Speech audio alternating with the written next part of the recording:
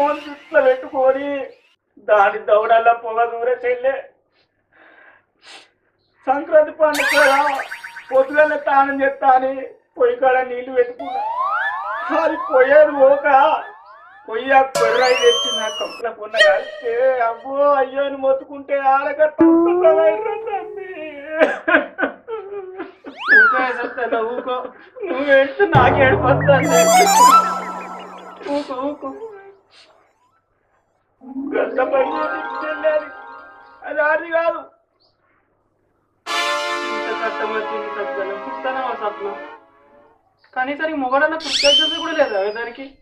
అది ఉన్నాక మంచిగానే ఉండరా. అప్పుడు అంటే అనుకుంటా పండుగ ఆడకట్టోళ్ళంతా ఆ మానవిద్యలు ఆ మొద్దు బాడుకావు కాడైతే శ్రీకాంత్ గారు ఫోన్లో తీసి ఫోన్లో తీసి వాట్సాప్లో పెట్టి గ్రూపులలో పెట్టి గ్రూపులో పెట్టి ఇప్పుడే గానికి ఎట్లా తెలిసిందే శ్రీకాంత్ గారికి ఆడ అసలే పుండకూరు మనిషి.